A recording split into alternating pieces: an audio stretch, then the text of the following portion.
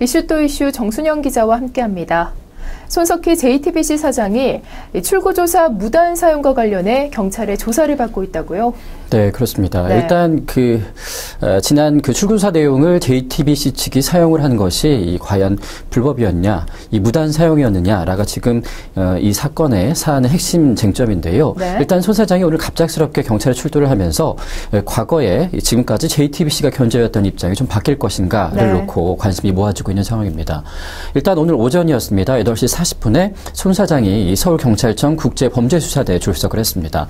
지난 6.4 지방선거에서 지상파 3사의 출구조사 결과를 무단으로 사용했다는 혐의로 경찰은 그동안 JTBC 측을 조사해왔는데요. 이 지상파 3사는 지난해 8월이었습니다. 부정경쟁 방지법을 위반했다면서 이 JTBC 측을 고소를 한 바가 있었습니다.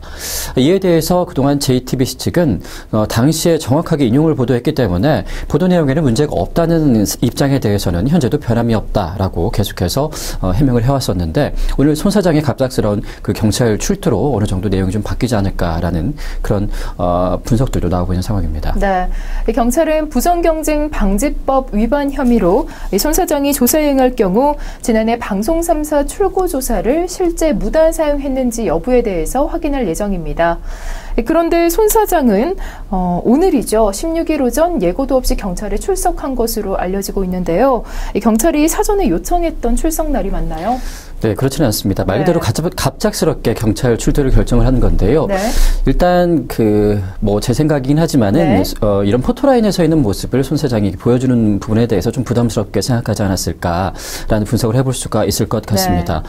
또 일단 경찰은 손석희 사장이 오는 19일 날 출석을 해줄 것을 통보를 했다라고 언론에 밝힌 바가 있었는데요. 하지만 이에 대해서 JTBC 측은 전혀 그 소환 통보를 전달받은 바 없다라는 입장을 밝혀왔었습니다. 결국 경찰은 다시 23일 날 재차 손 사장에게 소환 통보를 했다라고 밝혔고요. 만약에 손 사장이 부릉 시에 영장 발부를 할 수도 있다는 가능성을 제기하기도 했었습니다. 하지만 사실 JTBC 측이 이 고소를 당했기 때문에 네. 손 사장이 이 고소를 당한 당사자는 아니거든요. 그런데 경찰 측에서 굳이 손 사장에게 소환 통보를 한 것은 일종의 이 손석희 사장을 망치주기 위한 것이 아니냐라는 시각도 대두가 되고 있는데요. 실제로 지난 12일이었습니다.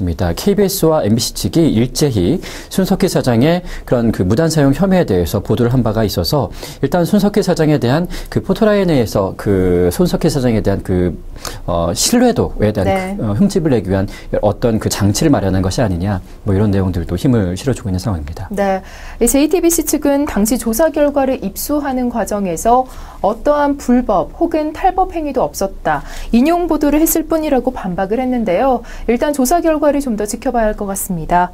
한편 이번 손석희 사장 경찰 출석건에 대해서 네티즌들은 잡으라는 메르스는 안 잡고라며 비난을 보내고 있습니다. 그런가 하면 이 메르스 사태로 전국이 혼란스러운 가운데 의료핵신투쟁위원회가 박원순 시장을 고발했다고요. 네, 그렇습니다. 네. 이 의사들의 모임이라고 하는데요. 의료혁신투쟁위원회 좀 생소한 그런 단체 이름입니다. 네. 또 얼마 전에 있었던 박원순 서울시장의 한밤중 긴급 기자회견 내용에 대해서 사실과 다르다라는 입장을 밝히고 여러 가지 고소 입장을 취하기도 했었는데요.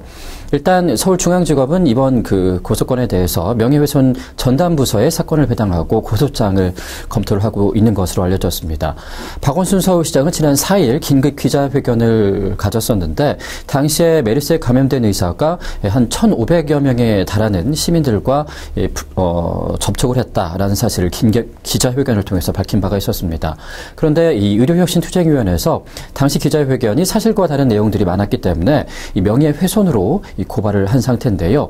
이 투쟁위는 지난 14일 일단 출범 전에 이 박 시장에 대해서 고발장을 이미 접수를 한 상태입니다. 사실 투쟁위가 출범하기도 전에 이렇게 고발장을 접수를 했기 때문에 따로 정치적인 의도가 있는 것이 아니냐라는 그런 시각들도 나오고 있는 것이 사실인데요.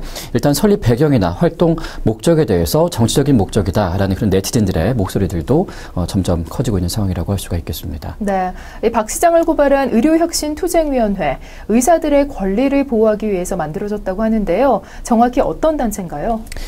네, 방금 간단하게 말씀드렸긴 했지만 네. 의료혁신투쟁위원회 이 발족을 한 지 얼마 안 됐기 때문에 지금까지 뭐 특별하게 어떤 목적이 있느냐라고 자세하게 밝혀진 내용은 없습니다.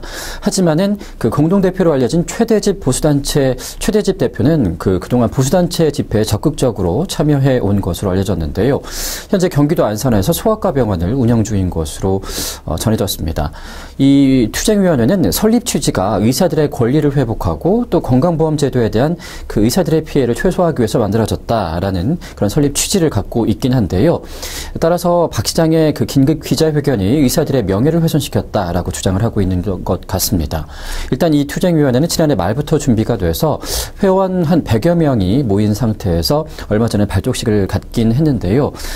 일단 박원순 시장과 손석희 사장에 대한 이런 일련의 고소 사건들이 네. 동시다발적으로 이루어지면서 너무 이 정쟁이 격화되는 것이 아닌가, 이 메르스 전국과는 좀 무관하지 않지 않겠는가라는 네. 시각들도 커지고 있는 것이 사실인 것 같습니다. 네, 이번 소송에 대해서 가타부타 말들이 많습니다. 메르스로 하루가 다르게 사망자가 늘어나는 시점에서 이러한 소송이 정치적인 공세로 받아들여질 수도 있다는 시각이 있습니다.